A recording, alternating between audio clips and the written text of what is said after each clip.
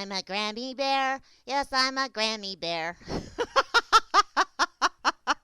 Heidi ho, everybody, and happy Freaker Friday. This is Grammy Mary here on RealLibertyMedia.com, Channel 3. Also on the RLM radio.xyz site. Also on the RLM Spreaker channel, the RLM radio over on TuneIn Radio, and on internetradio.com. And I got my brother Dave here. He's cooking. He's making pizza. Pizza. On some pizza, Steve? Oh, you like my intro music? I love it. I love doing the little munchkin voice.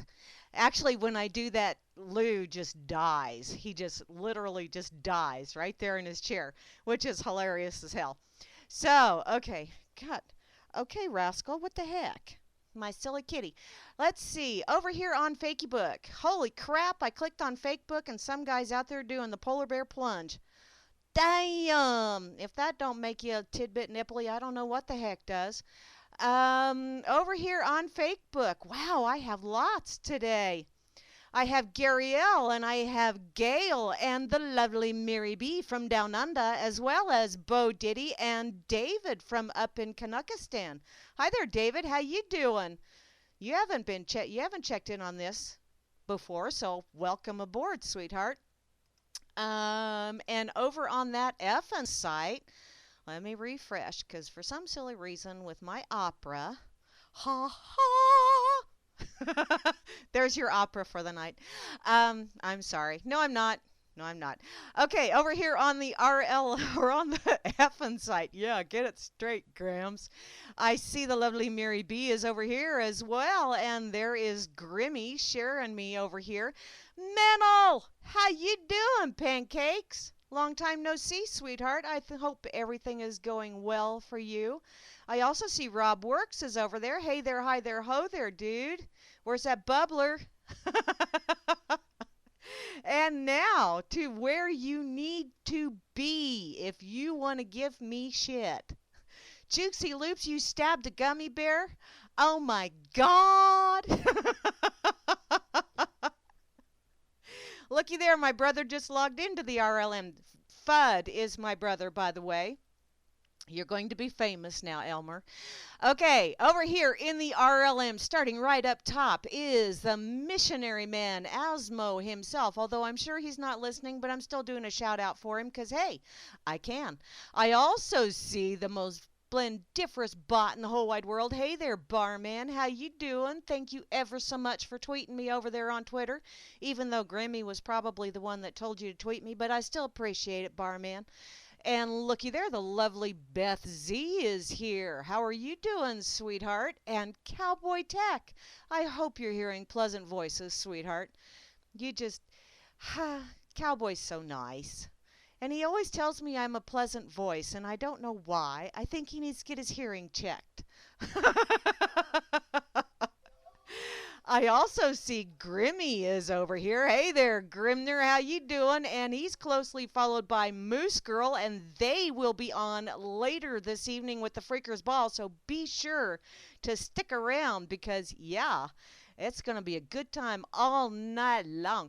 All night long. Okay, I'm boogieing now. What movie was that from? Was that The Fifth Element? Yeah, okay, The Fifth Element. I knew. Okay. And my brother, who is over there doing the trivia thing, I knew that.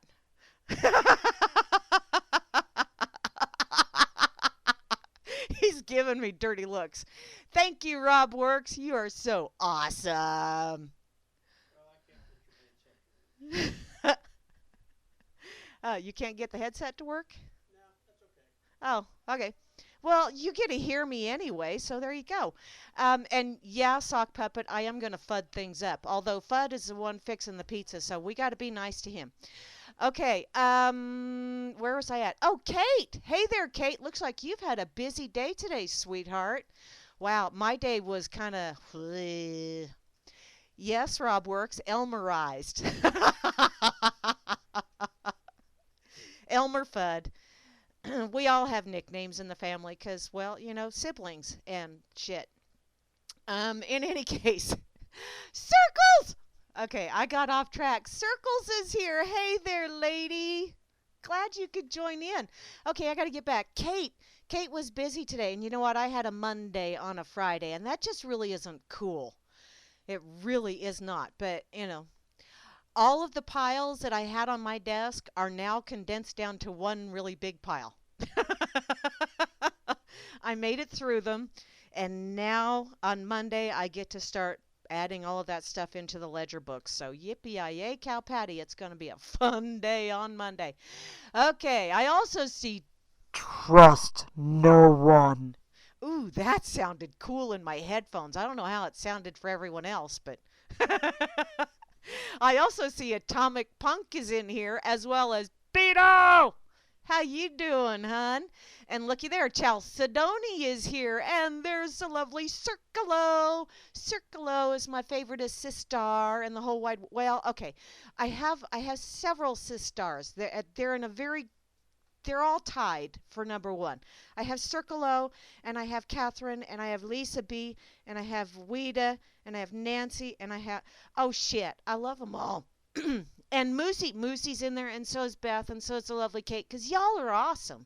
And Chloe, of course, we got a double dip in a Chloe this evening, so hey there, lady, how you doing? I see you are holding your own just fine amongst all of the rest of us anarchists. You do quite well, sweetheart. And I truly do appreciate all of your input over here in the chat because, wow, you make me think. I also see IB Don C is here as well as IB Don C Work. And you know what? IB Don C Work is going to be hasta la taco muchachos. I speak Spanish so well. And I'm going to touch on that here in a little bit later, too. Because, yeah, I listened to Vinny's show earlier today and, whew. Yeah, it's not often I get a butt pucker, but man, oh man. Oh well. Moving along. Java Doctor 2 is in the house. Hey there, darling. How are you doing? And how is that little Lily doing? I still have not seen pictures. Under 5 minutes? Hun, I'm at 9 minutes.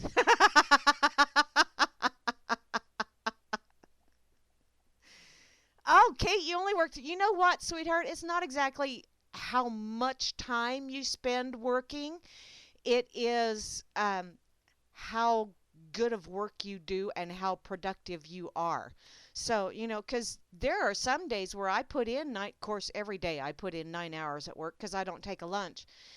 But sometimes I only put in like 2 hours of actual work. Because part of my job is receptionist, which means, I answer phones and I talk to customers as they come in. And, it's really kind of fun. I get paid to talk to people. Oh, darn, hate that. So, yeah, sock puppet, I am. Okay, I got to get back to saying hey there, hi there to everybody. I get distracted. I'm not going to give it to you yet, Benny. Okay, where was I at? Meisterbrower, party! How you doing, darling? I saw what you posted just as I got in the chat room. Don't be putting that shit out there. It gets me all flustered and Twitter-pated. Okay. Oh, 3 here. Oh, from bedtime? Okay. I'm going to have to hold off on my F-bomb just because. Just because I'm an obnoxious little turd sometimes.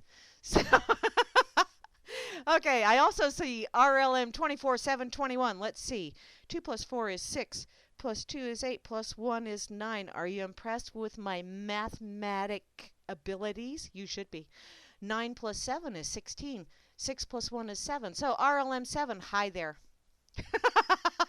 That's a long way around doing that, wasn't it? I also see Sock Puppet. How you doing, sweetie? And yeah, I'll let you know when pizza's done. But I don't deliver because it would take really long and I'd probably eat it before I got there because you're a long ways away. Okay, I also see Vinny. Vinny, it really was um, an interesting show that you had earlier today, and I did enjoy parts of it. And quite honestly, honey, I mean, the phone was ringing a lot, so I did have to answer phones quite a bit. But there was a few times there where I was happy the phone rang. I'm just gonna put that out there, because you had someone on there that I was not real happy with. Yes, I am so mean. Okay, I see Clank is over here. Clank. And Colfax 101. Yeah, there we go. Prostitution Avenue. Demon Atrax is in the house, and Demon Atrax will be on directly following me with his demonic Atraxian music here on the RLM on a Freaker Friday night. I also see etc., etc., etc., etc. Did I do Yul Brynner very good?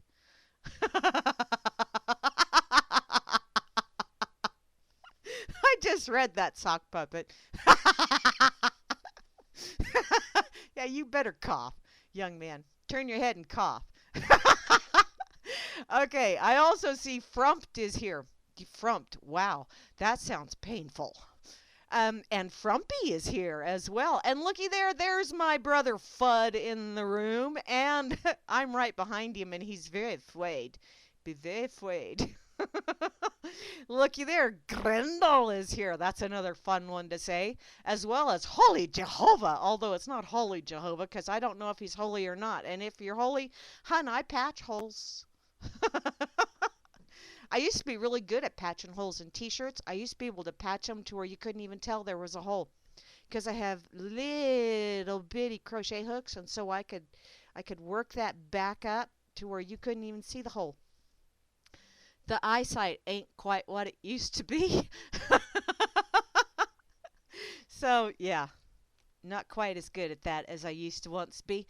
I also see Juana Taco is here. And sweetheart, tacos are yum. And speaking of yum, oh my God, we have a little gal in town that has started doing Hispanic food. No, it's not Hispanic food. It's Mexican food. She's doing Mexican food, and this next week she's I don't know, Sock Puppet. Why do you feel like you just got played?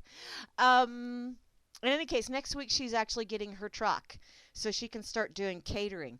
And she came in just as we were unlocking doors and said that she had some fresh made breakfast burritos and some fresh salsa. And it was like the red salsa and the green salsa. And since I couldn't decide which one I wanted, she brought me a little thing of each one. And I got to tell you, the breakfast burrito was amazing. I bought two of them, but one of my techs showed up after she'd already left, and he was doing the serious pouty face. And, well, since he's the one that usually works on my car, I let him have my other burrito. And in any case, the one that I had the red salsa because one of the other techs had said that he'd had the green salsa and it was kind of warm. And I got to tell you, the red salsa, even my ears were sweating. That was warm stuff, but it was very good. It was very good. So I'm really looking forward to her starting her full-time catering kind of thing. Because, which, yeah, I need to, holy crap, I didn't realize I forgot to turn my volume up just a bit. Let's get that up there a little bit more. Okay.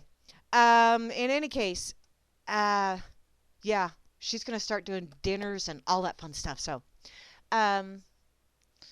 Grams, oh, honey, you can just call me AT&T or Southwestern Bell. Let your fingers do the walking. I saw that, Jukesy Loops. Okay, moving along. Oh, Kate brought you breakfast burritos. Oh, well, that's just cool. Okay. Breakfast tacos. Okay. Okay, moving along here. Where was I at? Yeah, Juana Taco. Yeah, okay, moving along. Jukesy Loops is in the house. Hey, sweetheart, how you doing? Red Green. That he was on PBS. Kazoo is here. Oh, you know what? I love the green salsa as well, Kate. But wow, that red was, cleared my sinuses. Gotta say that. So it was good. It was very good. It wasn't just the heat. It had a very wonderful flavor to it. So yeah, it was awesome. I'm looking forward to more. Which means my jeans are going to get tight. Oops. Okay. Kazoo is here, and looky there, the lovely Mary B is over here as well. Hey there, sweetheart, how you doing? And Bot is over here, as well as Pond Sauce, and to round out the crew, we have RLM 68181. So 10 and 14, 24, 6. Okay, see? RLM 6 and RLM 7. Hey, that works just great. Thai peppers. I have never had a Thai pepper, and I don't know that I want to. I've heard they're very hot. So I don't know that I really want to go there. Okay. So now that I've said hey there, hi there, ho there to everybody, and actually turned the volume up a little bit so that people can hear me, especially over there on that Spreaker site. What do I want to do? Oh, I know. How about I check out this one? I think Grammy actually shared it over on the RLM the other day, and I thought, oh my Lord. And I think I also made an obnoxious comment on it. I think. I know you're shocked, right? Me making an obnoxious comment about anything. You shush. You shush, sock puppet. Oh. Actually, it would just mean that I don't have to buy the next size smaller of jeans. Because, yeah. In any case, moving along. This is from WGNTV.com. An Ohio woman is accused of soliciting sex for nachos. Because it's nacho. Wow. And, you know, you can't make this shit up. You really cannot. This is in Beaver Township. Oh, my God. Wow. Apparently, an Ohio woman caught soliciting sex had an odd request. Officers said that they found Crystal D. Hutzlaws. Okay, just keep moving. Keep moving. Of Clarksville advertised her services on the Youngstown Backpage.com. She told the undercover cop that she would provide a sex act for $60 and nachos, according to the police report. Oh, so it wasn't just nachos. She was going to be hungry because she was going to work up an appetite, apparently. She met the undercover officer in the parking lot of Los Galos Mexican restaurant on November the 14th. She again told him what she would do and asked if he had the money and the nachos, because we's going to get cheesy tonight, baby. She was arrested and charged for solicitation and criminal tools. Oh, I don't think I want to know what she was going to do with that nachos now. Oh, you would, sock puppet. Okay. Well, moving along.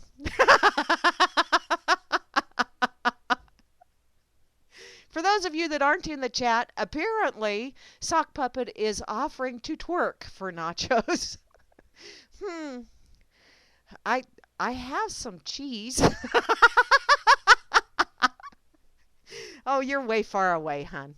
It would have to be a long distance twerking, and it's just not the same. Okay. I'm still trying to figure out what the hell criminal tools she was using. Because if she was using the chips, ow. The man who drove her to the restaurant was also arrested, and both were taken to the county jail. Police said that she was very adamant about getting the nachos, and she asked the officer for them at least 4 times because she was hungry. She was so hangry. I'm hungry. I got a hankering for some nachos.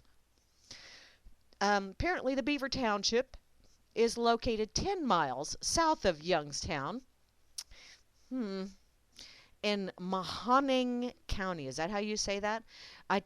Wow, who'd have thunk Beaver Township and somebody saying, "Hey, sailor, you got some nachos on you?"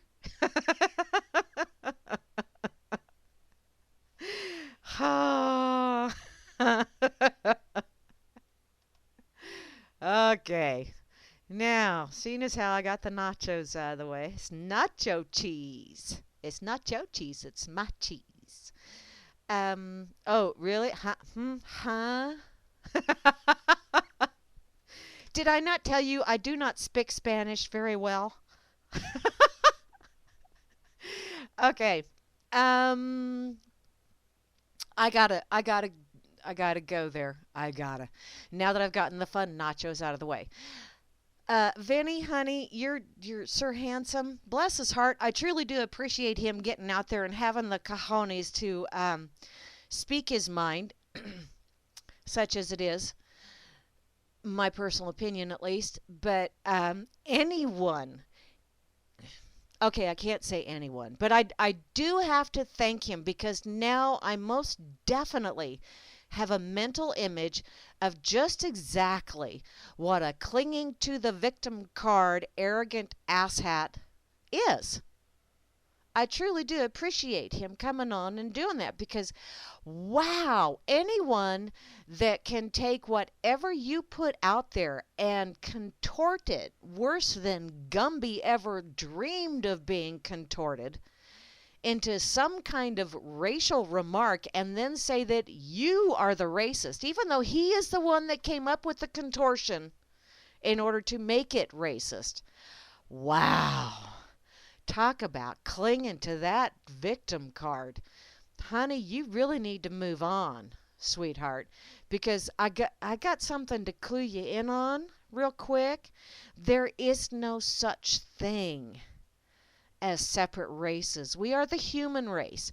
And when you feed into that kind of mentality, you are trying to become a card-carrying member of the rat race. We are all humans.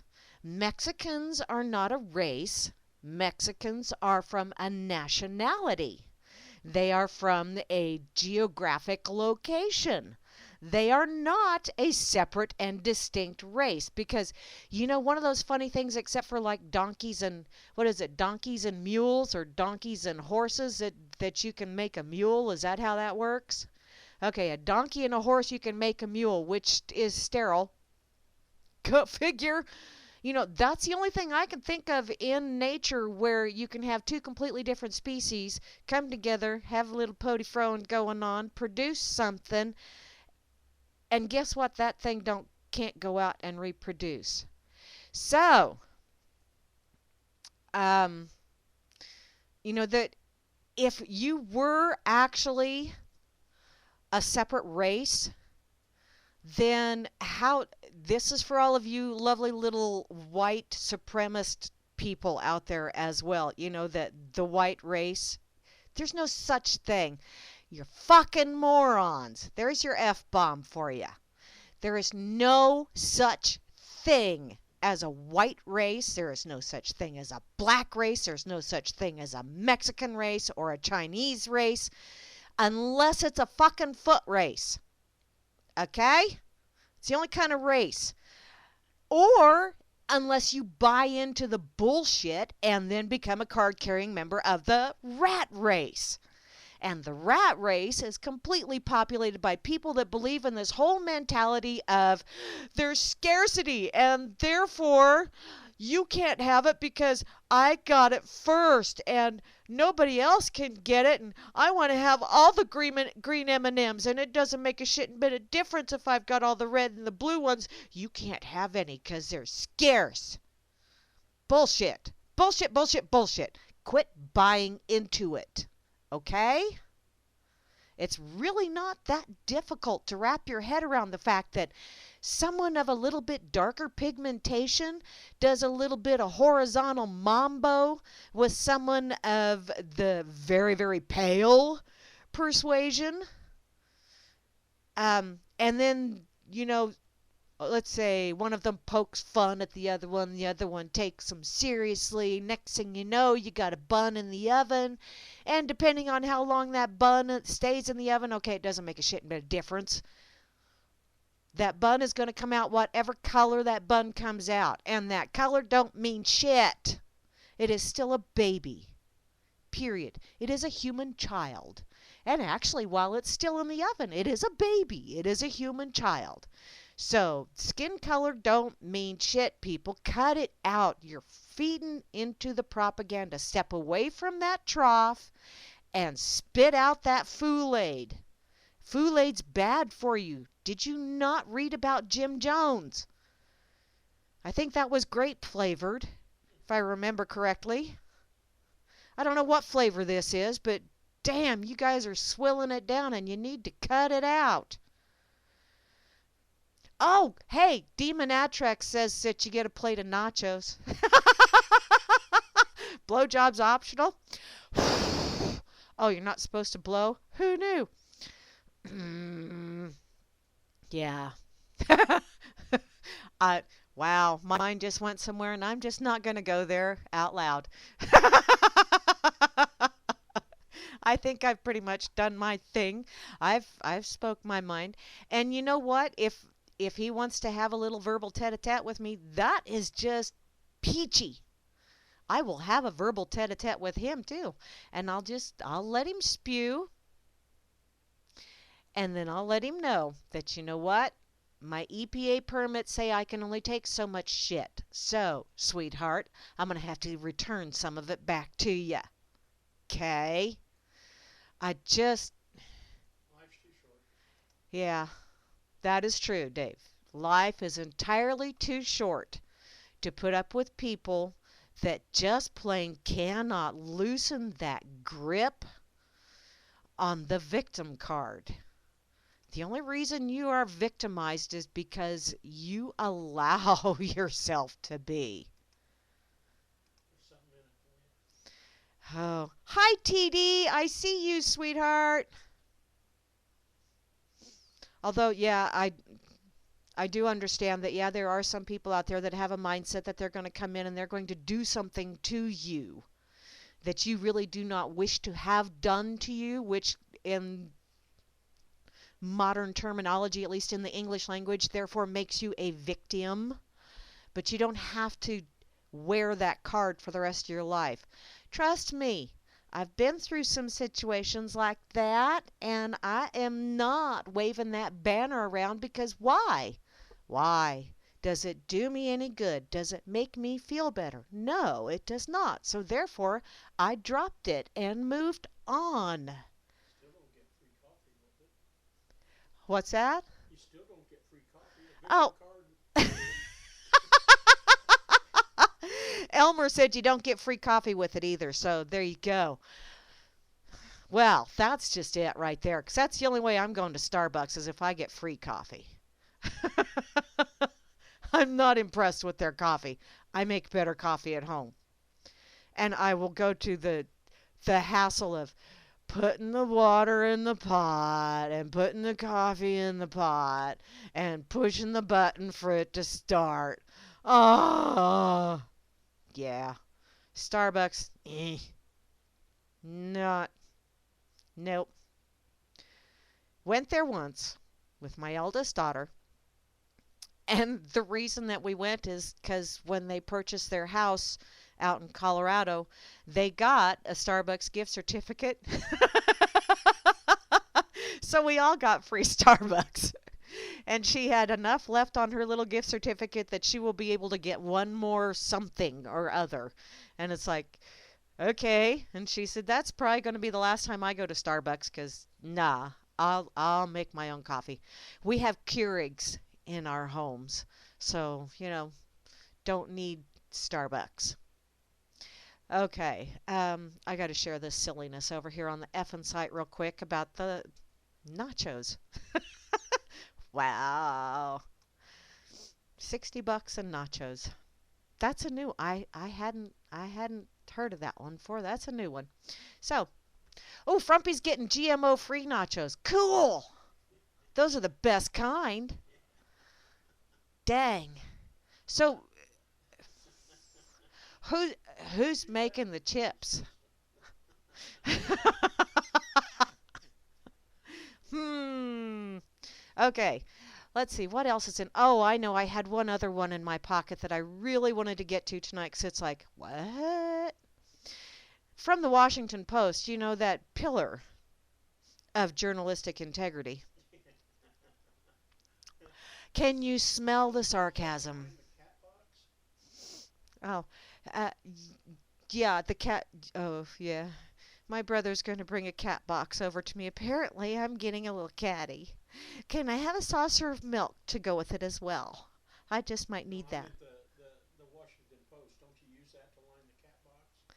No, I don't line the cat box with it because the cats won't shit in there then.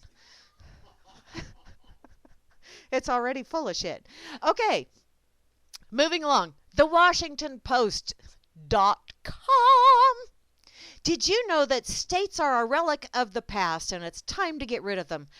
Okay, let's all secede from the Union. I don't think that's what they intended, though. I really don't. Apparently, let's see, each week, in theory, takes on a big idea in the news and explores it from a range of perspectives. This week, we're talking about American identity. Need a primer? Here we go. Lawrence R. Samuel. How I got W out of that, I have no freaking clue.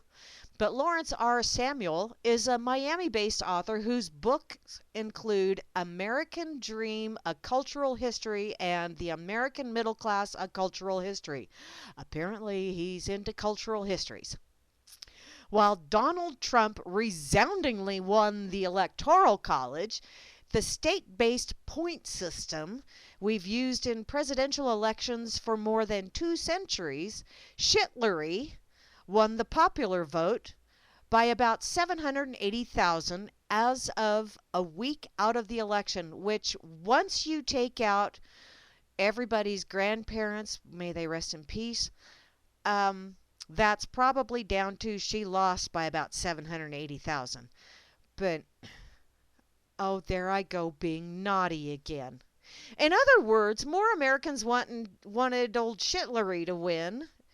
Reason enough to revisit the wisdom of using the Electoral College to determine elections. Number one, I think it's a selection. And I think this was just a plot twist, just to throw us all off our game. Holy crap! You mean the woman that smells like cooked cabbage and urine and stale farts didn't get it? Wow! Who could have foreseen that? I don't know. Maybe me? Apparently, a larger, more important argument is often overlooked in this ongoing debate. The United States of America. We use the phrase all the time, but rarely think of what the words actually mean. In 1776, when this country officially became the United States of America, the words signified a bold idea. Geographic neighbors had formed alliances previously in history to form nations, of course. But these United States shared a vision and philosophy that was literally revolutionary. And I think y'all know what my thoughts are on that whole revolving thing. Oh, hey, let's start here and let's go in a great big circle and come right back to where we started. Yeah, it's kind of looking that way, ain't it?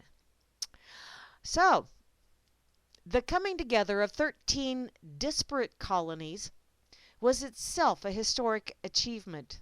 Never before, perhaps, had a collection of diverse, often contrarian regions merged to create a country whose leaders so vigorously rejected the political and religious doctrines of the time. The people were not as enthusiastic. I want to know where that. Were they not so enthused? Did you go and interview them? Oh, wait. This happened way before you were born. Never mind. We do tend to forget how difficult a process the uniting of the original states was, as the cultural boundaries in the 13 regions persisted after the founding fathers joined forces to form a federated republic. Not a democracy, a republic. There is a distinct difference there, peeps. But times have changed. Alas. You know, people don't realize the more things change, the more they stay the same, too. You know, the faces may change, but it's still the same turd sandwich down there in D.C. Yippee-yay, I'm not hungry now. Oh well, times have changed, and we need to rethink the notion of the United States of America. Oh, it's amazing how they think of this shit when their person lost. Our states are no longer culturally diverse regions with their own respective identities. Rather, they are artificially constructed geographic entities that certainly would not be formed today. Ya think? How about for Texas? Borderlines between states are especially nonsensical. Pensacola, Florida is a lot more like Mobile, Alabama than Miami. Okay. Upstate New Yorkers are less than happy about being in the same tax pool as Manhattans. Okay. So far, you're not telling me anything that. He's just convincing me he's wrong. Yeah. In fact, despite all the attention to divisions within the country based on geography or race, gender, class, or other demographic measure for that matter, Americans share a remarkably similar way of thinking and acting, except our candidate lost. The so-called red versus blue state divide is a crude, media-driven concept that looks great on maps, but has little base in reality. And you know what? It does have little base in reality because if you stop and actually break that down to county by county, it's not red state versus blue state. Duh.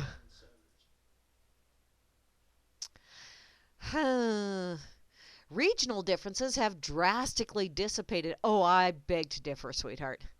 Over the course of the past 240 years, turning the once radical proposition of the United States into an anachronism that now has little or no real value.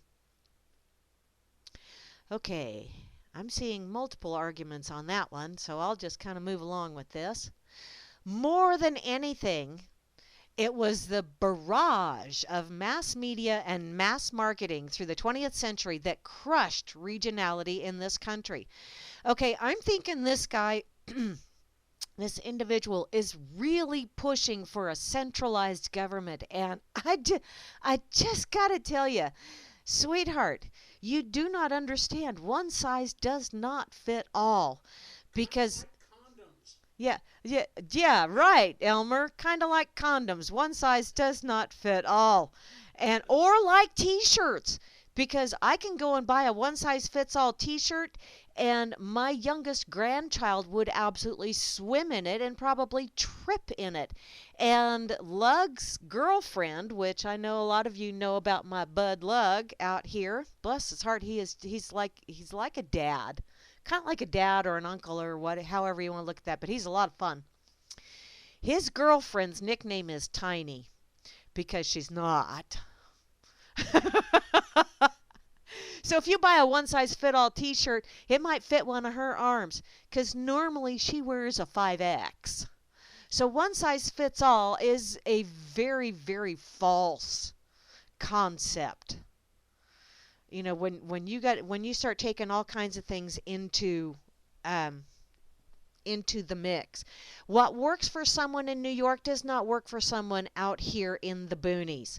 And trust me, I know some people that came out here from New York City, per se. And I actually know some people that one of their daughters graduated with my eldest daughter. Their oldest daughter lives in Manhattan. And she comes back to Kansas and she says it's entirely too quiet out here. And I've known people that have come through and stayed and visited, and it makes them crazy because it's too freaking quiet out here. They can't stand the wide open spaces. It really messes with them. They like that confined. Well, you know what? If you want to go live in a little maze, go for it. Me personally, I've been in big cities and I'm panic mode if I'm there for longer than a week or so. Not literally, but wow, it's like, okay, I need to get out where I can see for farther than a block. I really do, because this is making me nuts. I couldn't do big city living. I know that. I've done it before when I was younger. To me, it was big city. I used to live in Colorado Springs for a while there, and that was enough. That was enough. I don't need big city living. But in any case, to get back to this and their lovely little regionality in the country and yada, yada, yada, yada. Apparently, yeah, flattening our attitude and behavioral dissimilarities. Mm, yeah, I just gotta disagree yeah.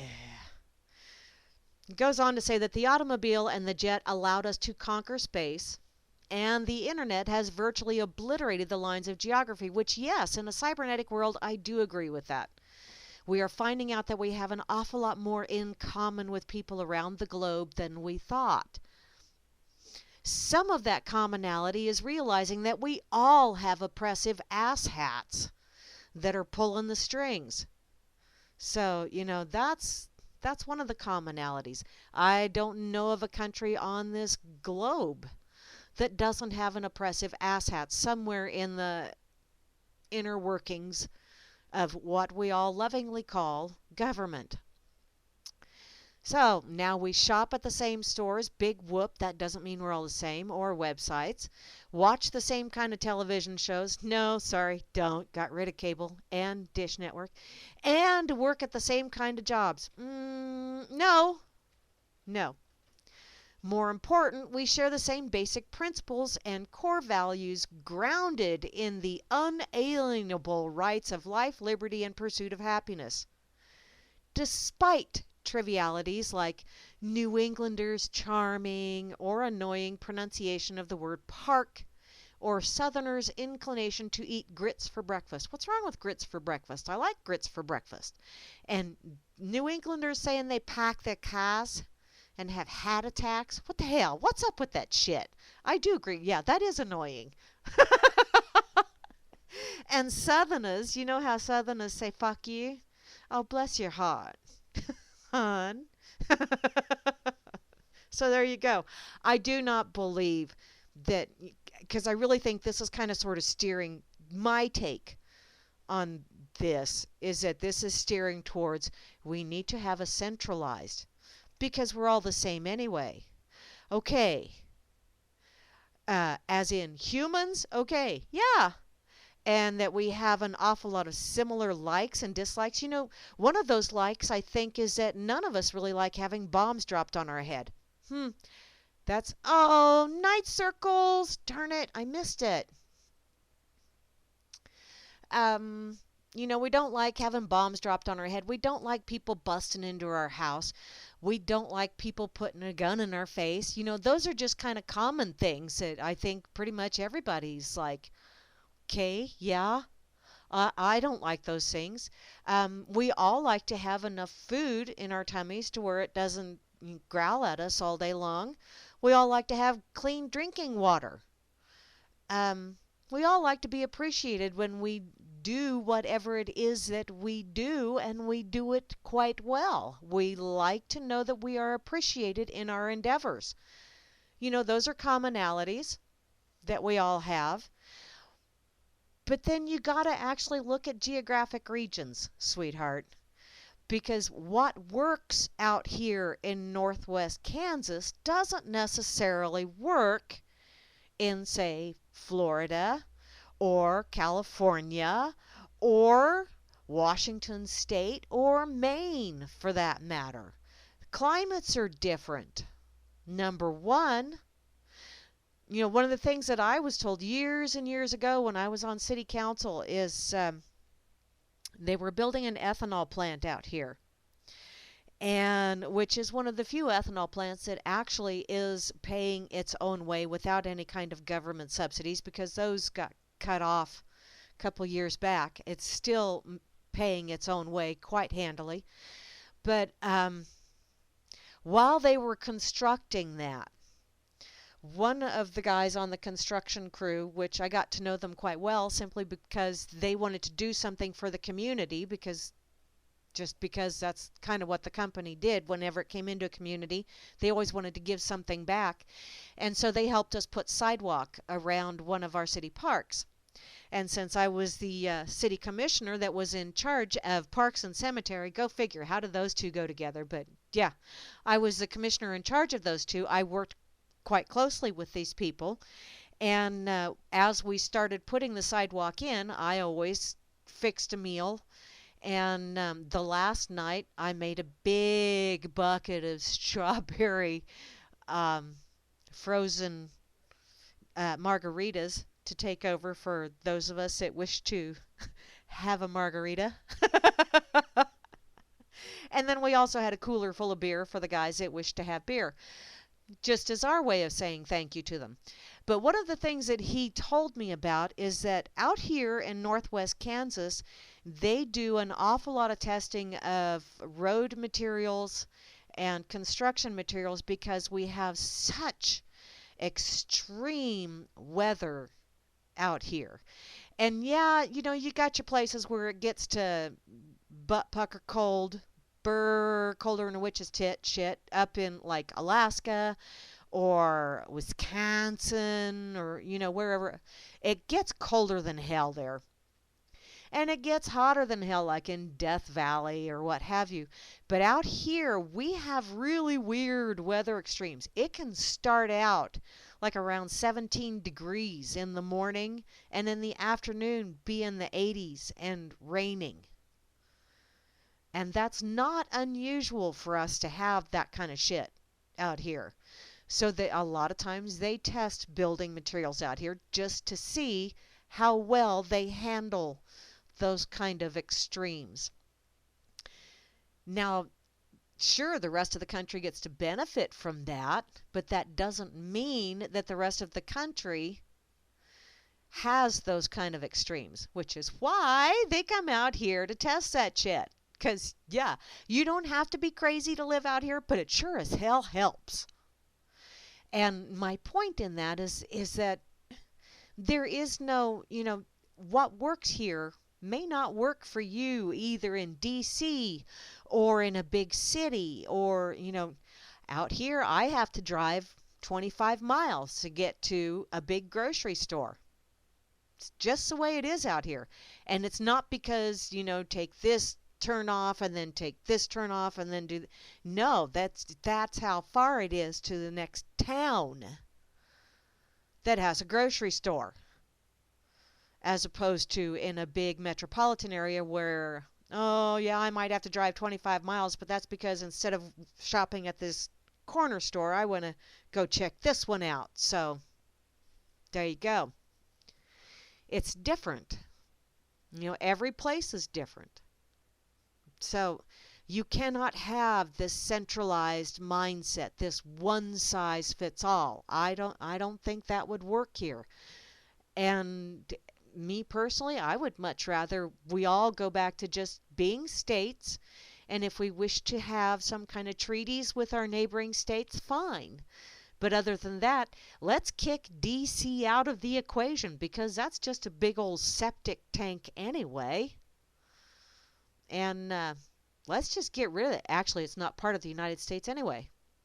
So why don't we just stop listening to those people that have no clue because they have insulated themselves from the rest of us? How about we just get rid of them? That's a thought that kind of gives me a warm, fuzzy feeling. Just saying. So, here you go. Have something from the Washington Post. All these people, and a lot of those citified people that think those of us out here in the boonies don't know squat. I will admit that I probably wouldn't survive real long in the city without some kind of direction. But, I think the same holds true for a city person coming out here.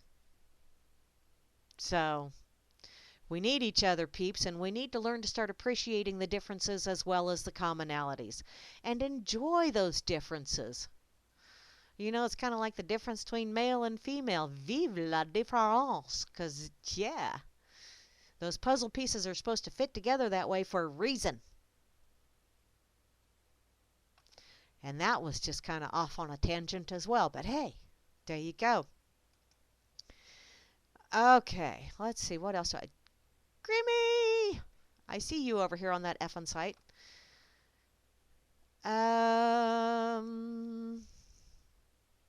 Hi, Patrick. I see you over there on Fakey Book. How you doing? Okay, back to my pocket I go. Let me see. Is there anything really fun and interesting going on? That's true, RLM 6. It is not the USA. District of Columbia is not part of. They just like to think that they're the boss applesauce because that's where everybody congregates. How about if somebody wants to really build a wall, let's build a wall around there. Hey, that sounds fun. Not only will it keep us out, but it'll keep them in. Booyah! Bonus round. How tall should that wall be? That's the only question.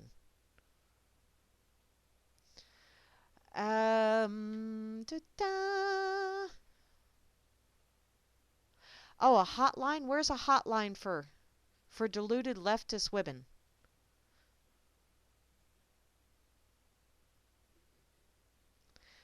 I want to call it. And meat has joined. Where's taters? And gravy. Gotta have taters and gravy to go along with that. We have a demon Surly in the house. We have a demon Frumpy. We have a demon Atrax. We've gone to hell in a handbasket. And judging by the temperature outside, it has frozen over. Cubs won the series. Yeah. Oh, yeah. And the Cubs won the series. So, see? There you go. Oh. Howdy. Okay. Let me see what else I got over here, because if I don't see anything else, it just really trips my trigger. Oh, hey. Oh, hey. Yeah. Daily Caller. I don't think I did this one the other day, but this looks like fun. Because apparently President-elect Trump may already be affecting U.S. climate change. Yes, he is, because if you have noticed, all of those precious little snowflakes that are out there, oh, yeah. I mean, they're expelling an awful lot of hot air, which is contributing to global warming. And I just saw an article not too long ago that said something about Antarctica is 36 degrees warmer than it normally is. Really? Where'd you gather your stats? That's what I want to know. Or is that just another one of those headlines that grabs you by the nose hairs and drags you over there? Oh, hey, Lisa's obviously says it's an opinion, so it must be some of that fake news. Which, by the way, any of you listening tonight, yeah, I'm giving you fake news. Why? 'Cause I'm a faker, bellyacre. That's why. And I like it. So, what the hell? Okay, from thedailycaller.com. Talk about saving the world from climate change. Oh, what? Hey, huh? Already, with the election of Donald J. Trumpelstiltskin as America's 45th president, we have seen a huge drop in unseasonal temperatures in portions of the northeast U.S. And why? Because hell froze over. That's why. Because the Cubbies won. In Pittsburgh, for example, max temperatures went from being 14 degrees Fahrenheit above normal the day before the election to much closer to normal after. And you know why? Because we had a collective... Everybody sucked in all that hot air. Everybody did. It continues to be chilly weekend thereafter. Well, you know what? All those precious, you can't have precious snowflakes without having cooler temperatures, can you? Because if you had warmer temperatures, they'd melt. I'm melting. Could it be that the Donald is already affecting climate change in a positive way in the USA? Or perhaps it is just the snowflakes protesting his election that are chilling the air of victory. Oh, here we go. See, I knew the snowflakes would figure into this somehow or another. We're dealing with the climate after all, so only time will tell. The natural climate will continue to change as it see fits because, Mother Nature and all that shit, and she was here long before we were, and she'll be here long after we're gone. Hopefully, the climate of students indoctrinated by leftist professors will change as maturity sets in. Not so long as someone keeps giving them a hanky and a trophy. I don't think maturity is going to set in. Oh, being exposed to real-world conditions? No, because they've all been issued a victim card and a special little snowflake card. And they're really going to be special and very victimized when they go to Starbucks and find out that they won't get their free coffee.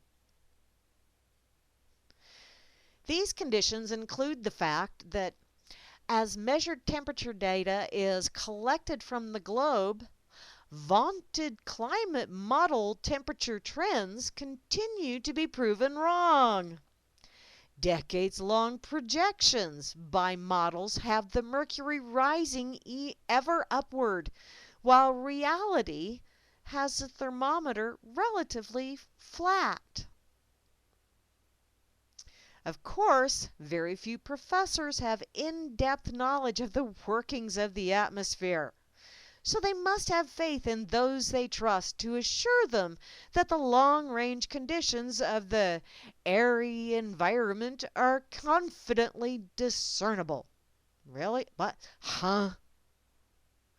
Who better to discern such lofty things than other professors in the echo chamber of academia, where like-minded Gnostics see clearly into the climate crystal balls? Crystal balls, that sounds like a personal problem. Sounds like something you should probably go and see your doctor about. 'Cause I'm thinking if those puppies clack together, it's not gonna feel good. Those divining spheres show conditions to be bad if ordinary people, including students, continue to indulge in carboniferous sins. Carboniferous. I do like that word. So the pressure is on for the proselytizing of young, malleable, immature minds. Those minds can easily become distraught and activate themselves to save the planet. Okay, I don't have a problem with saving the planet. I truly do believe that we are being obnoxious where our planet is concerned. I think we are a very wasteful, very, very dirty bunch. And we need to stop causing so much waste in this world. We need to learn to use and reuse. We need to get rid of the planned obsolescence mentality out there. Because, if you actually had an economic system that was functioning properly, you would not need to have that whole planned obsolescence shit figured into it. Just my take on it. So many people throw shit away and it's perfectly good stuff. I Okay, I know. Someone would think, some y'all will probably think I'm nuts. But after I read a magazine, I don't throw it away because it's not like the words fell off the page. Instead, I take it to the library. Why do I take it to the library? Or I take it to my mother, who takes it to the library after she reads it. But why do I do that? Because that way someone else doesn't have to spend money on a magazine. Number one. Number two, if you take it to the library, then the library doesn't have to spend money on purchasing magazines, which, hey, that saves us on that whole tax dollar thing that supports public libraries. And somebody else is getting some goodie out of it. It's still good for something. And as children, when we got Reader's Digest, grandparents got the Reader's Digest and they passed it down to us, and we would read the Reader's Digest. And then when it came close to Christmas time, we would make Reader's Digest Christmas trees. And we would give them back to the grandparents. It's a recycling kind of thing.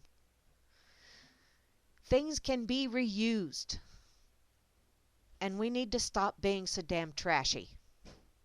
So yeah, in that aspect, yeah. We need to stop doing that crap to the planet, because we need to stop and realize there are an awful lot of other species on this planet that are not nearly as trashy as us, and yet they have to deal with our trash. So, maybe if we cleaned up our act just a little bit, that would probably help immensely. To carry on with this, professors can then sit back with their cushy environs and reap the benefits of student armies pressuring the deplorable working class to pay for their visions of an ecological Shangri-La. How about we all, instead of pushing for more regulations, how about we just kind of, oh, hey, take some self-responsibility and clean up after ourselves? Yeah. And all of you lovely profs in the ivory towers of educraption.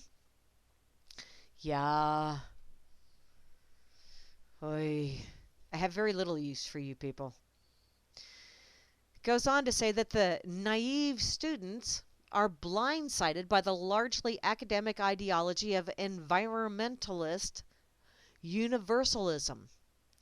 Their misguided passion is rooted in grade school through graduate school education that is filled with unrelenting indoctrination in the catechism that people are killing the planet by living comfortably off of fossil fuels. Repeat after me. Does anybody else see that video from Pink Floyd The Wall running through their mind right now? I just listened to the Wow. Wall album on the way out here.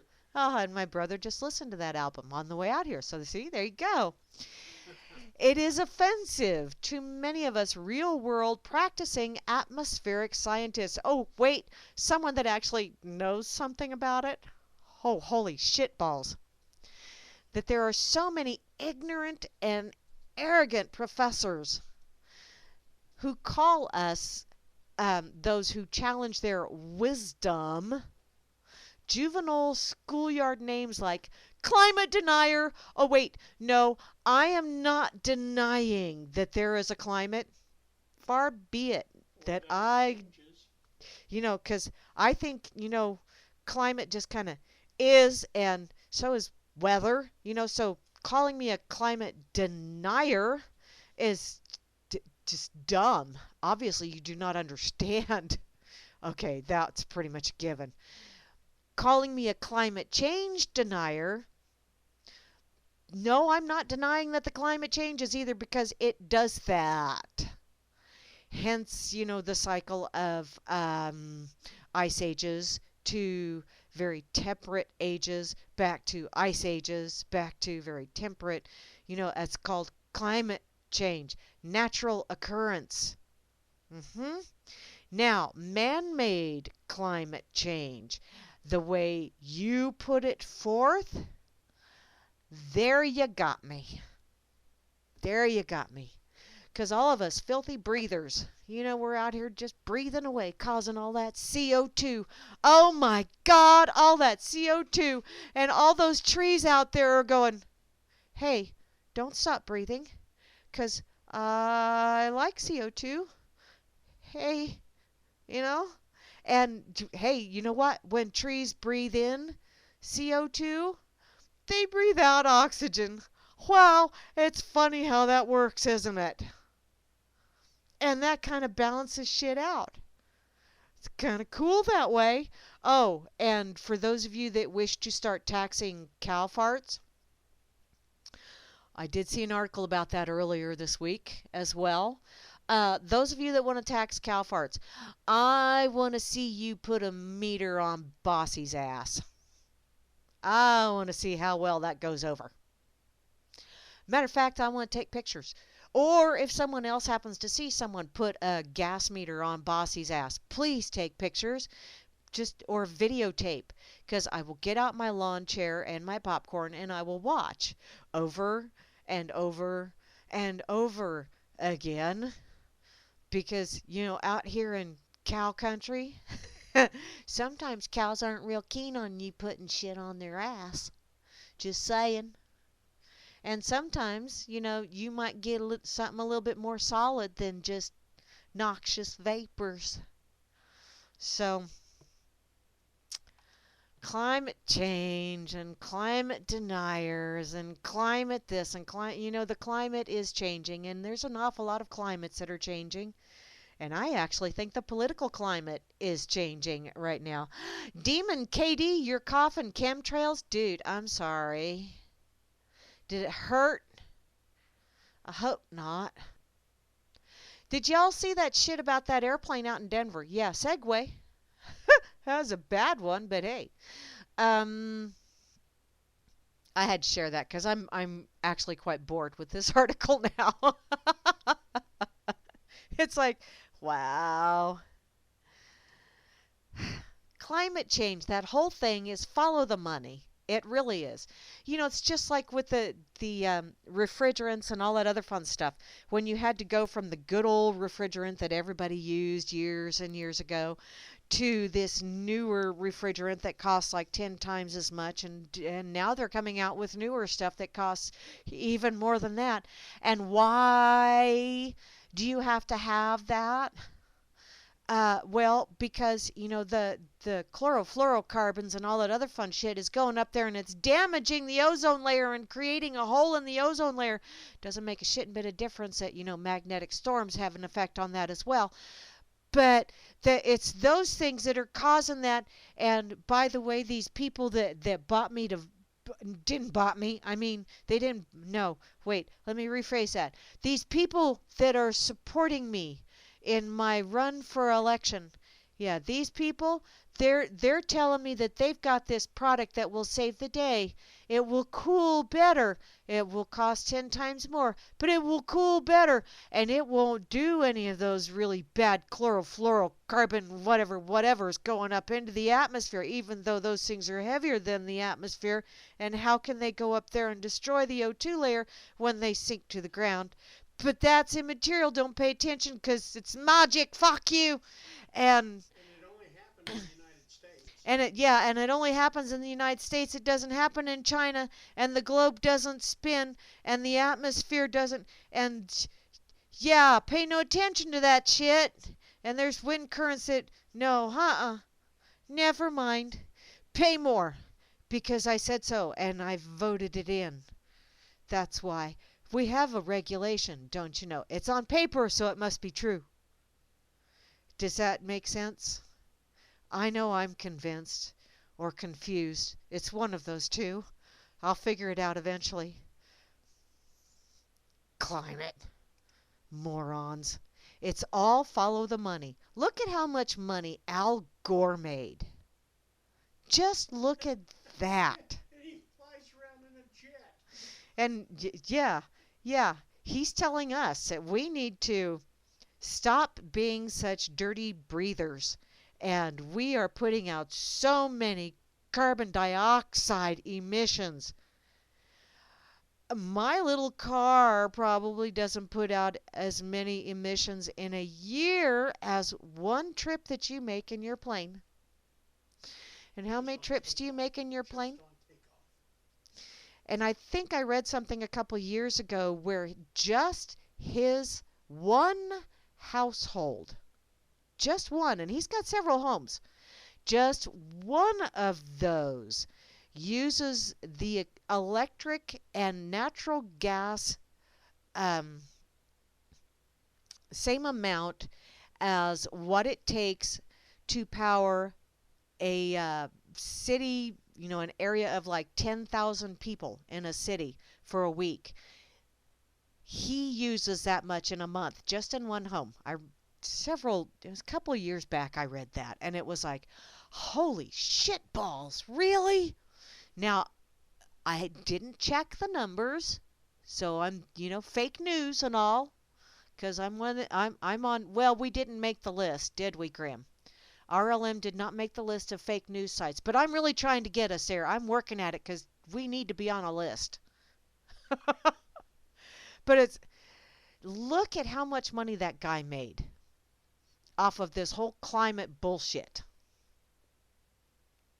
And then tell me again that it's for your own good. Look at how many other people profited off of this climate change debacle. And tell me again that it was for your own good. They have used an awful lot of precious little snowflakes and an awful lot of very well-meaning people. But once again, that whole highway to hell thing, yeah, that bad boy's paved by good intentions. Good intending people that are used by people that do not have such good intentions. And the sad thing is, a lot of times people that are well-meaning and well-intended just really can't conceive of being used. Or being wrong. Yeah, or being wrong. That is right. Being wrong, that's right. What's that, Demon Frumpy? One return trip to China of one of those super container ships exceeds the entire U.S. car emissions output. Holy shit, thank you, Frumpy. Now tell me how it's cheaper to import stuff. Oh, it's not cheap. The brother wants to know why it's cheaper to import stuff, which it really isn't cheaper to import stuff. That's how you get that import tax going on, don't you know? You can make it cheaper at home. Always Yeah. Can. Always will. Yes. And that, if you import things, then you create jobs. And the middleman just keeps raking it in. And what does the middleman do? Pretty much says, okay, we're going to import it from over here because that way. And have you noticed? Okay, look at the big gas field or the oil field that they found down in Texas the other day. Suppose I saw something in the news about it, didn't read about it, but I did see a couple of headlines about it and thought, okay, this is going to be fun.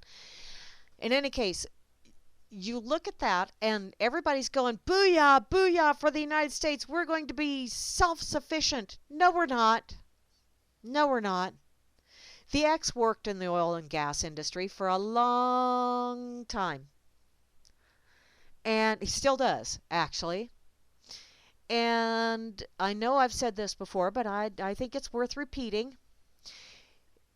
It's not going to be kept here. They are going to sell it to Europe or some other country that does not produce their own natural gas or does not produce their own oil, any of that other fun stuff. Why? Because they can make money on both ends that way. They can make more money by exporting it to countries that cannot produce their own, and then they can make money on the importation from other countries. And oh sure, they're telling you that oil is only so much a barrel, And getting OPEC oil is only so much a barrel. Bullshit. They are not telling you all of the other expenses included in that. Like the whole thing of having to keep the Middle East free. Yeah, that's another excuse right there. You know, we have to keep it safe so that we can have those oil exports. Ah, yeah. How much does that militarization cost? You start figuring in all of the other little extras around that, and instead of it being $20, $30 a barrel, it gets over $100 a barrel real fast. There are lots and lots of other expenses that you don't get to see, kind of like those hidden taxes that you don't see, like inflation is a hidden tax. But most people don't see that.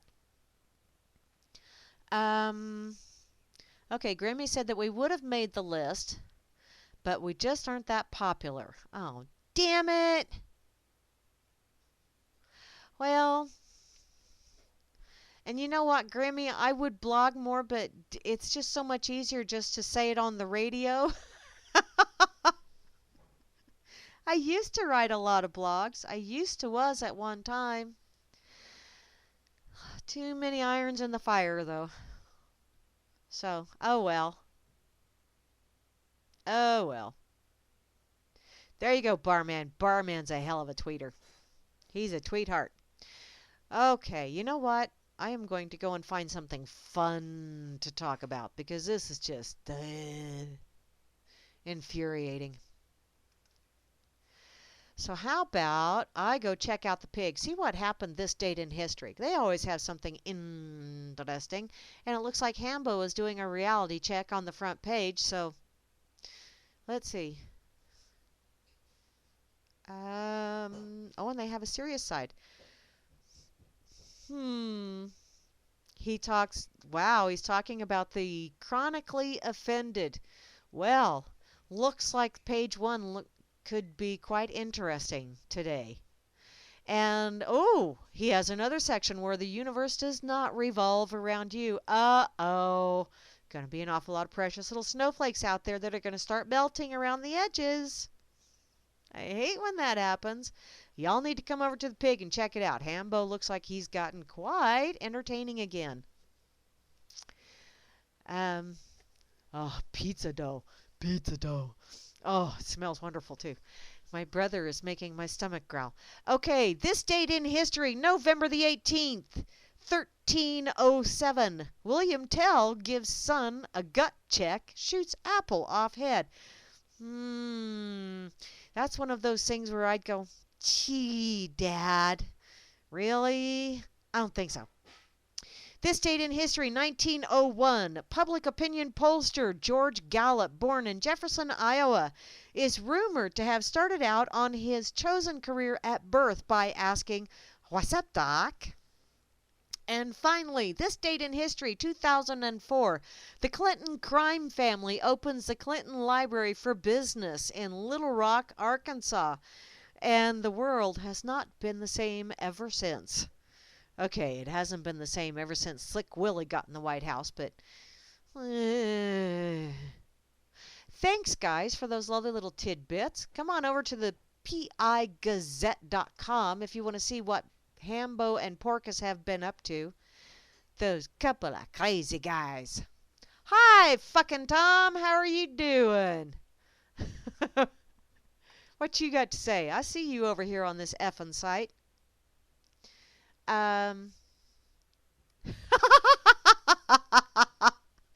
He commented on the nachos article, and he said she gave up her taco for some nachos. Sounds fair. Okay. Thank you, Tom, for putting it so eloquently, because that's not where my mind went. But hey, I was much more crude in my mind. That one worked quite well. Hi, Lars.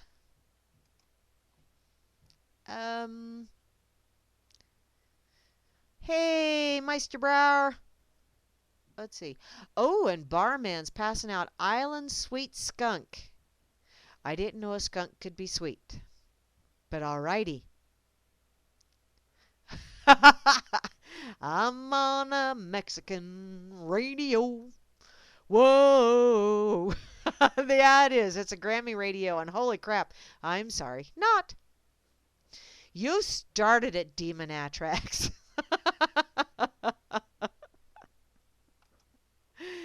Okay, I'm going to go to the FARC because I haven't farked off in a while. And then I may have to go and check out a couple other crazy sites. Let's see.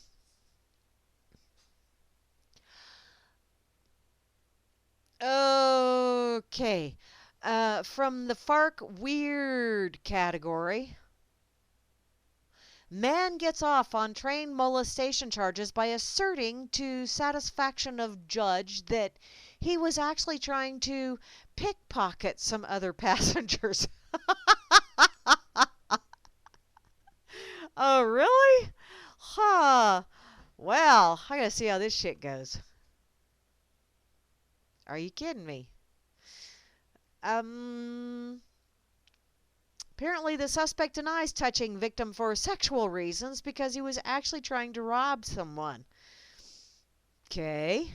According to the defendant's testimony in Osaka County District Court, or in Osaka District Court, excuse me, he was riding a crowded train on the Osaka Loop line at about 4 o'clock in the afternoon on the 9th of April when attempted to steal something from the bag of another passenger in front of him.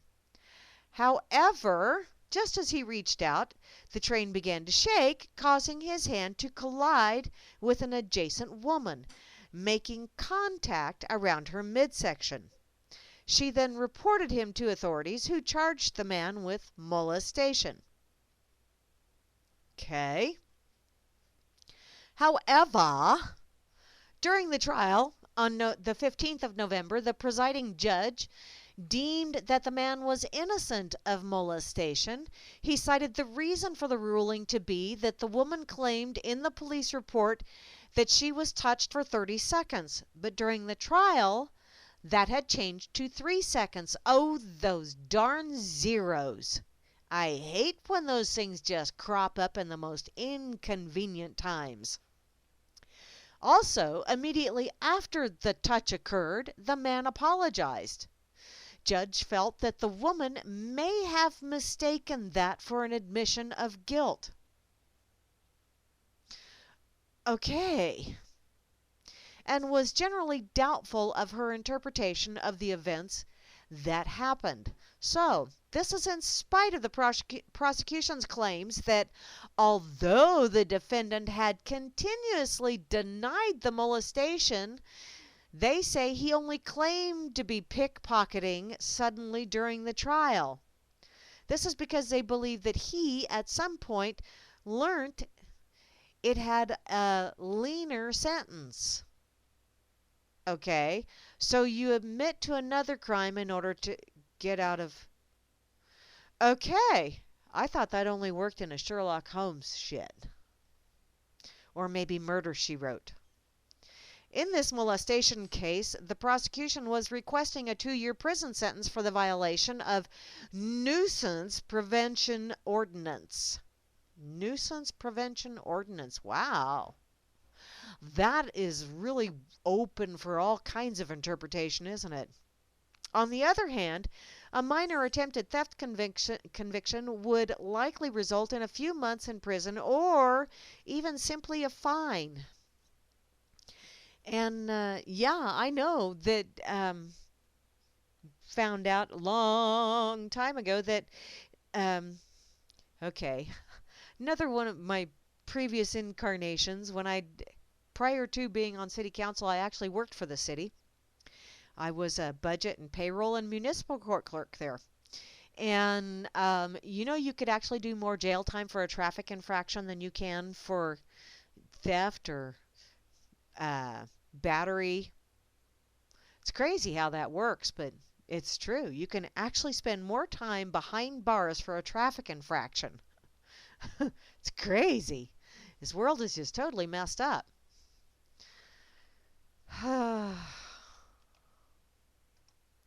Okay, go ahead and share this bad boy real quick.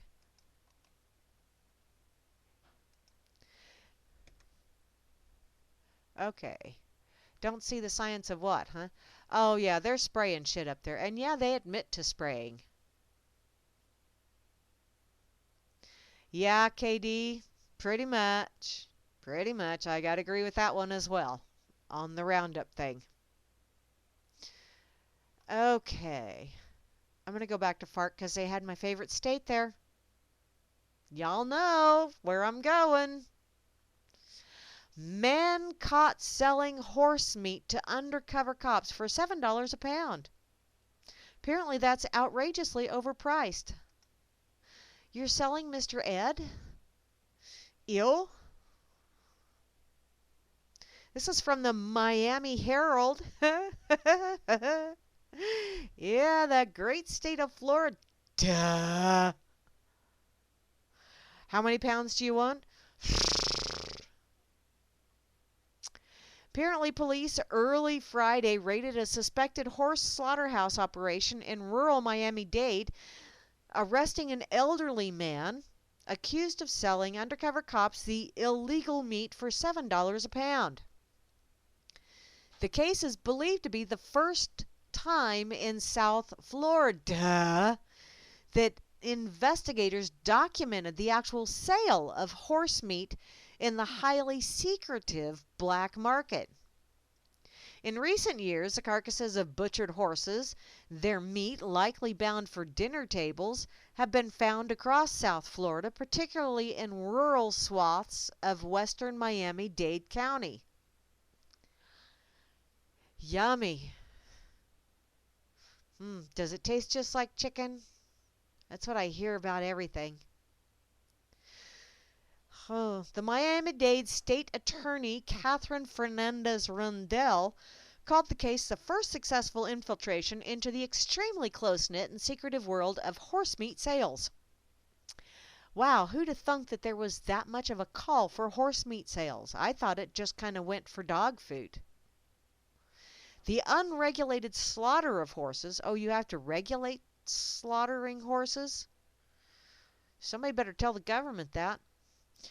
In any case, the unregulated slaughter of horses and the uninspected meat presents a real safety and food security issue that puts lives in jeopardy and our agriculture community at risk. Oh my God! Is that kind of like raw milk? We can't have that. That puts you at risk, by golly. Or those farm fresh eggs. Don't tell anybody I get those. Oh, wait, I just did. Oops. My bad. There are no facilities in the United States that are regulated to slaughter horses for human consumption, authorities said. The handful of previous arrests in the Miami-Dade have been only for possession of illegal horse flesh, which is a misdemeanor. Miami-Dade police raided the sprawling ranch in the rural C9 Basin, a sparsely developed agricultural area west of, is that Hialeah? And the Florida Turnpike extension. It has been a site of several illegal pig slaughterhouses discovered in recent years as well. Well, you guys are just illegally killing critters everywhere down there in Florida. I think that state is just a bunch of troubles, what I think. And you know, if you lay it on its side, it looks just like a gun, almost, kinda, sorta, in a special little snowflake Twinkie-minded way. It does. Or maybe that's a Pop-Tarty kind of way. I don't know.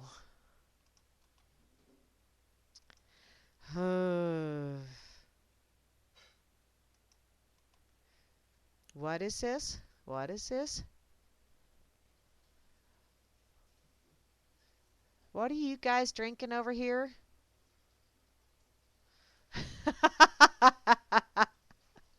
Can't be all that stupid because Trump won it. Okay. Arrogant bastard? What is that?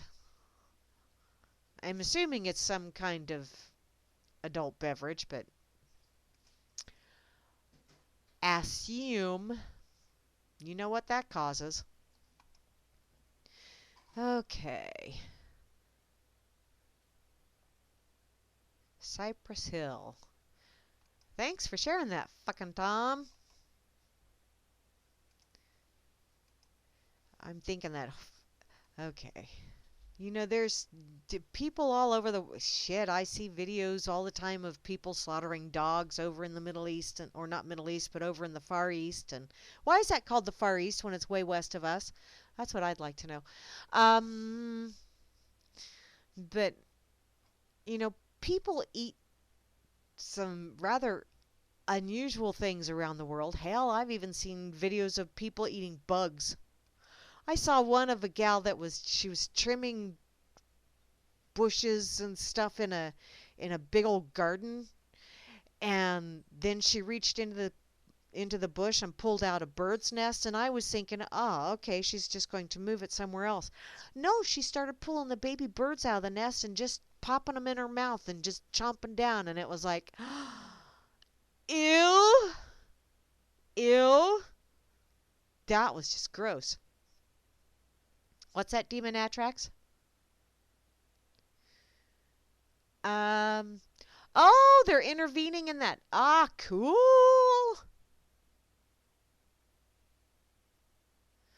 Let's see.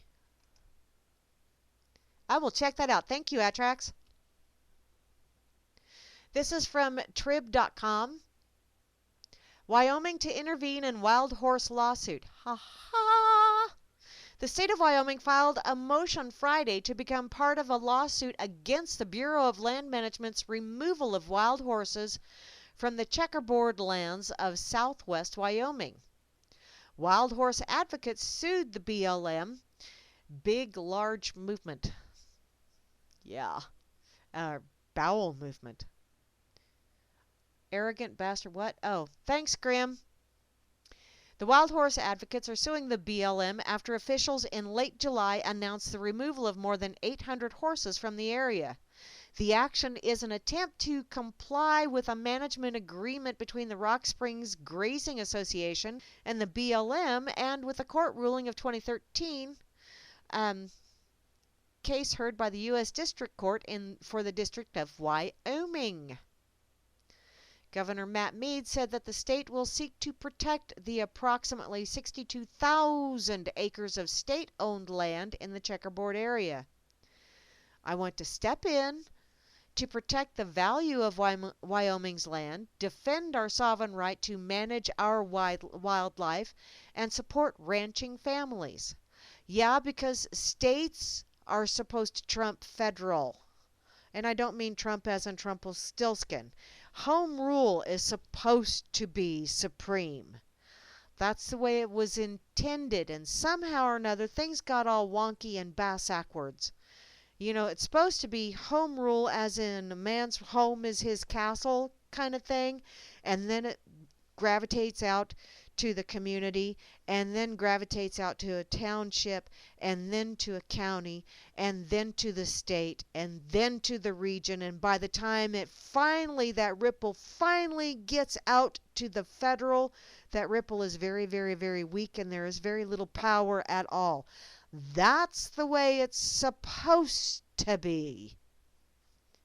But somehow or another they've gotten people convinced that the power emanates from, douchebag central, D.C.,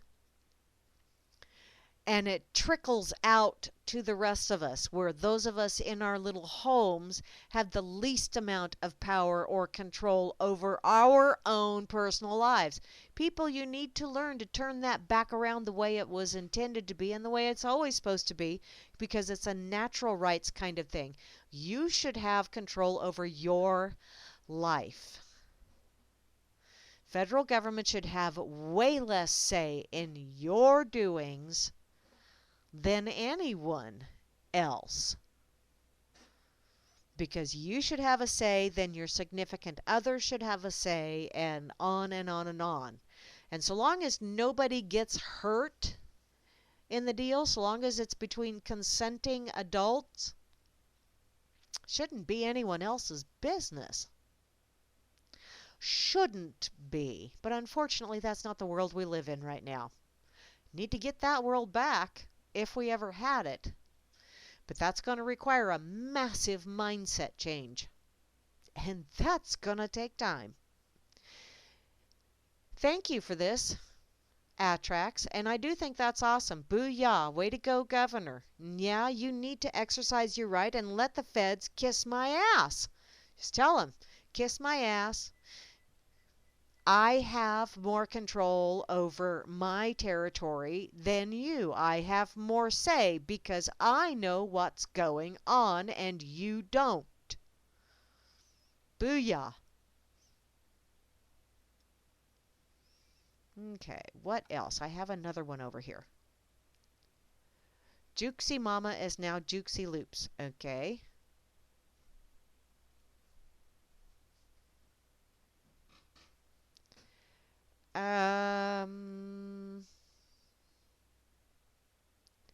What's this? Wait a minute. I'm scrolling. I had it flashing, so. Oh, there it is. Grammy. Arrogant Brewing. Let me check that shit out. I'm really not a beer drinker anymore. Oh, Arrogant Bastard Ale. Okay, well, I don't mind ale. Once in a while. Okay. Arrogant Bastard Ale. You're not worthy. Okay. It's an aggressive beer. Well, I will take a sip of someone else's. How's that sound? Because I don't know that I would necessarily want to. There you go, Chloe. Live and let live. You know what? People just need to learn to get along with each other. That's the biggest thing. There's too many people out there that seem to think that it's either their way or the highway. And you know what? I get that when you're dealing with your home and your castle. If somebody doesn't want to do things in your home the way you wish to have them done, then I think they need to hit the highway. But other than that, you know, if you're out there amongst the general public or whatever, it is definitely a live and let live, that natural law. You don't step on my toes, I won't step on yours. Even though, you know, occasionally someone does step on toes, it's like, okay, I use the bottom, someone may as well get a little goodie out of the top. But you stomp too hard and I'm going to stomp back. And that's where a lot of people have an issue. You know, wait a minute, I have every right to stomp on your toes. What makes you think you can stomp back on mine? That's not very fair. Sorry. Don't dish it out unless you can take it. Okay? Now, what is that, Demon Atrax? They're exporting wild horses for slaughter. Yep. And you were all for it, and then the BLM stepped in and said they couldn't export the wild horses for slaughter for sale in French and Asian markets. See, and I think the federal government just needs to stay the hell out of. Unless the state invites them in, the federal government needs to stay the hell out of. Period.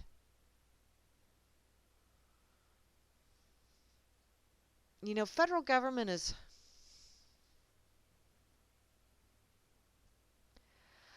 Oh, Atrax, you know what we did? Yeah, I know. You're going to give me shit about advocating the existence of borders and boundaries.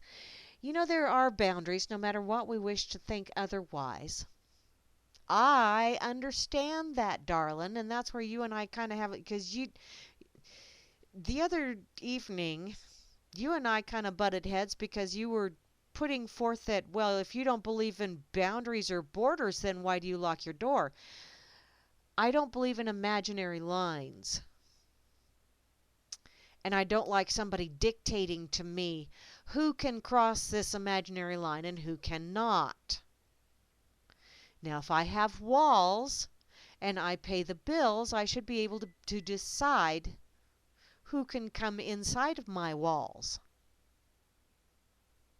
Enough said. Walls are not imaginary borders or dotted lines on a map. They are walls.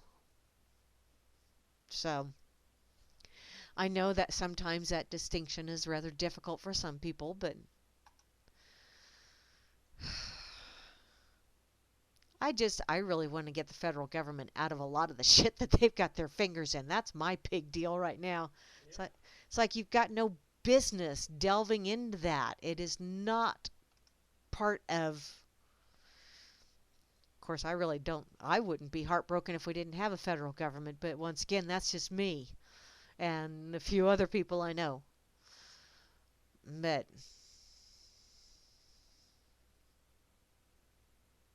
oh, I'm a special no border snowflake. Well, thank you, Demon Surly, for still loving me for being a no border snowflake.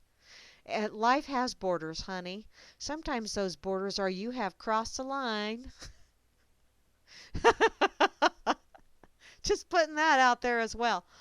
You know, yeah. I'm one of those lovely little people that I can argue whatever side of what you put out there, probably with just as much zeal. Not okay, maybe not just as much, but I can play devil's advocate and argue quite convincingly for either side of it.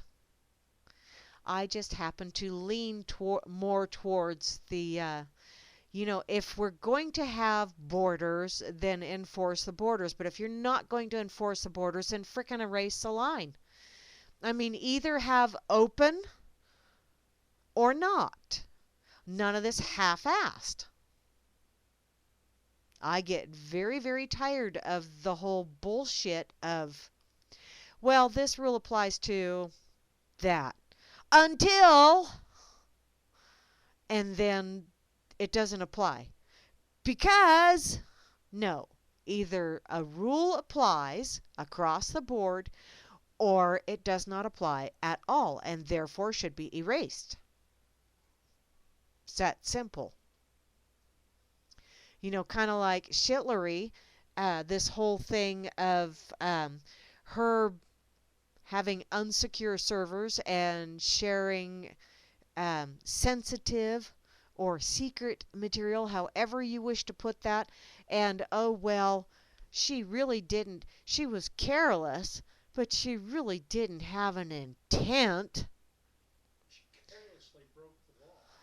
And yet, so they're not going to prosecute that. They're not going to push that.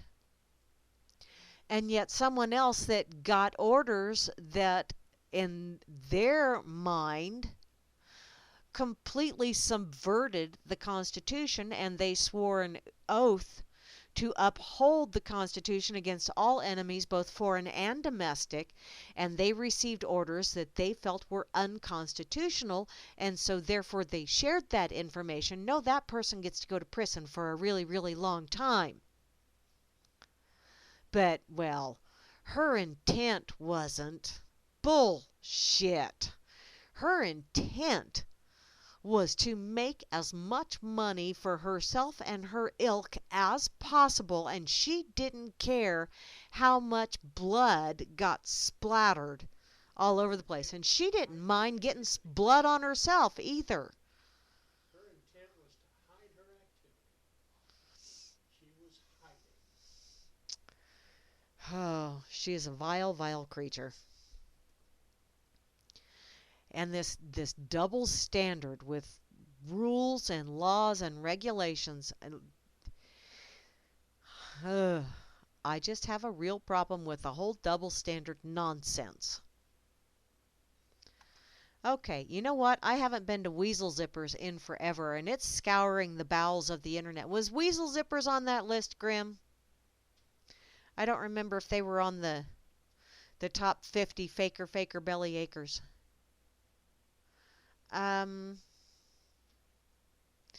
Okay, right up top. Some Nimrod, man charged for tweeting life goal to assassinate Trump. Brilliance abounds. Brilliance abounds. Sweetheart. Ah, morons. Let's see. Electors across the country continue to be harassed, even threatened by Hillary supporters. Oh, let's go here, shall we? I remember seeing something about this earlier today. They got this via hot air. Democrats were in a shock after Trumpelstiltskin won the election last Tuesday, but with Shitlery winning the popular vote, because dead people voted, Democrats have now turned to the electoral college. Electrical, free! I'm fried. I haven't even had a drink yet. This week, outgoing Senator Barbara Boxer introduced legislation to amend the U.S. Constitution to remove the Electoral College. Why? Because I have a massive thong knot. And, well, if I were to pull that out, the reverberation of my ass cheeks would make the Richter scales go crazy. And people would think California's fallen off into the ocean. And, hey, that's not such bad. Somebody pull her thong knot out, please. I want to see what happens. Oh, Babs, get over it. Meanwhile, the anti-Trumples group that have been circulating lists with personal information of actual electors and encouraging people to pressure them into becoming faithless electors, which I think is that not extortion? Is that not criminal threat? Huh. I mean, if you're going to have rules, let's start applying them. Apparently, they're trying to get them to not vote for Trumpelstiltskin, even though he won the election in their state. The results have been predictable. In Georgia, Secretary of State Brian Kemp issued a statement today asking people to stop threatening his state's electors. Okay, you know what? You can ask a herd of buffalo to stop stampeding, and I'm thinking this is pretty much the same mentality here that you're dealing with. I don't think standing out there and asking them to stop stampeding is going to stop them from stampeding. You're going to have to do something just a skosh more aggressive, Mr. Brian Kemp. He goes on to say, our office has received numerous reports of individuals hurling insults and threats at Georgia electors because they are unsettled with America's choice for president. Well, you know what? I was unsettled twice when Dangleberry got the nod. But did I go out and start threatening people? No. Did I go and tear up other people's shit? No. Did I even tear up my own shit? No. And why is that? Because I'm an adult. I understand that adulting can be quite hard for some people, but you're going to have to do it. Sorry. What happened when Obama won? He told us all, I won. Yeah. Get over it. Yeah, Dangleberry. I won. Get over it. So, yeah. I know Jukesy Loops, they do go by fast. Apparently, he goes on to say this is absolutely unacceptable, and those participating in or encouraging these efforts should stop. Yes. The electoral process in America has worked, and everyone, Republican, Democrat, and Independents, and others, should respect the will of Georgia voters and the electors who represent them. And see, right there is one word in that sentence that covers it. Respect. And you know, people need to stop and understand a little bit here. If you don't have any self-respect, you're not going to respect others. So a lot of these little asshats, these little snowflakes, these little whatever, and yes, I'm being condescending and disrespectful for them because as far as I'm concerned, they have not earned any respect from me. Their behavior has shown me that they do not deserve any respect from me. I know, Demon Surly, it is kind of scary, but at least chronologically, I am an adult. Until you add the digits together, and then I'm not even a teenager yet. But hey, chronologically, I'm an adult. But people need to get a little self-respect, and the way you get a little self-respect is, well, part of that is not just getting just because you're special. You don't get a trophy every time you turn around.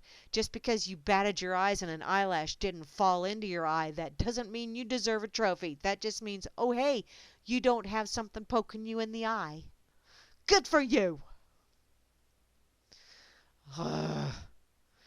Oh, well, you know what? I am damn near out of time. Holy crap, you are right, Jukesy Loops. This night has flown by. I'm going to go ahead and share the weasel zippers because weasels have zippers and weasel zipper lives matter. We need to make that a hashtag. Weasel zipper lives matter. I smell pizza crust. My stomach is getting very rumbly.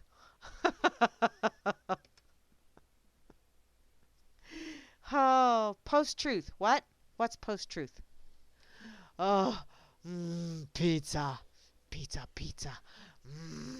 Okay, you know what? I'm going to have to get out of here. Y'all have been listening to Grammy's Rocket Chair here on this Freaker Friday.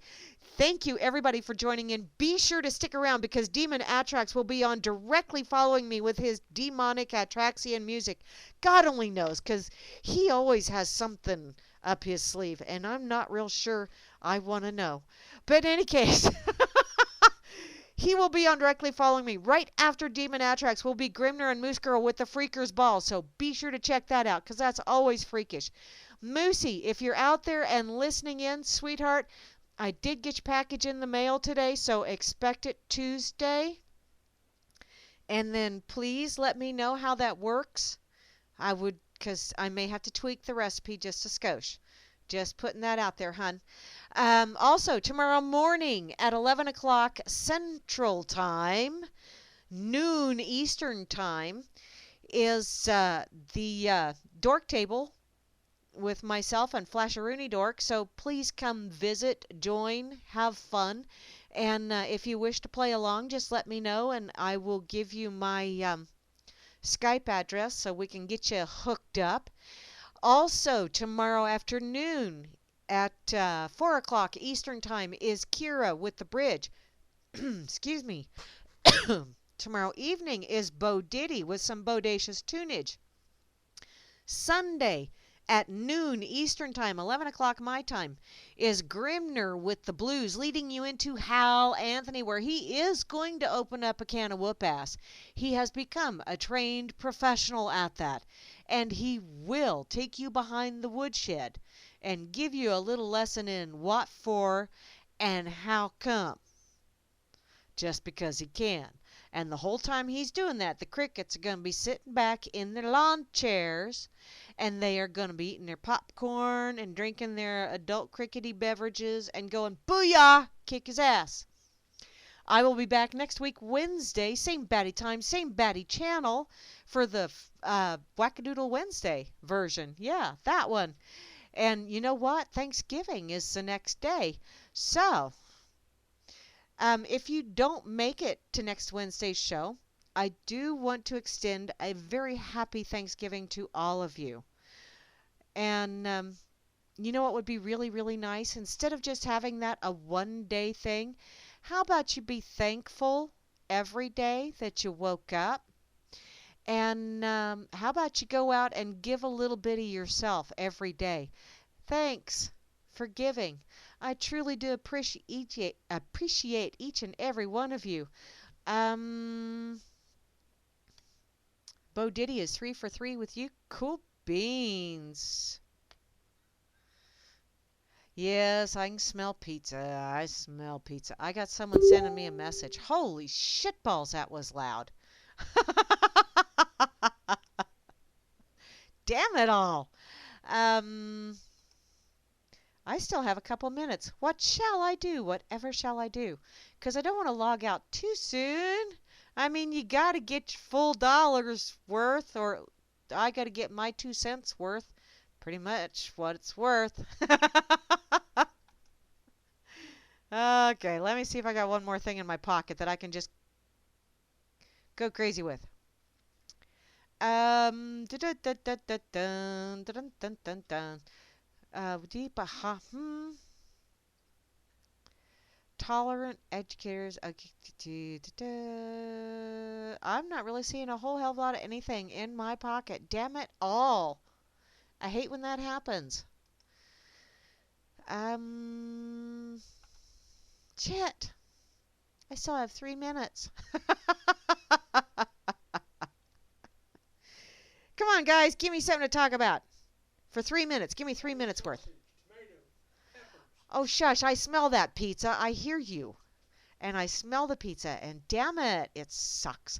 I know that was loud, wasn't it, Demon Atrax? I forgot to shut that off. That's okay, Beetle, because there'll be a podcast. It's all good. And you may listen to the podcast and go, shit, I didn't miss much. Say something racist. Vroom, vroom. Say so. Oh, yeah. Something racist. There you go. Rainbow Warrior. Vroom, vroom. So, oh, wow, that was sexist and racist. Wow.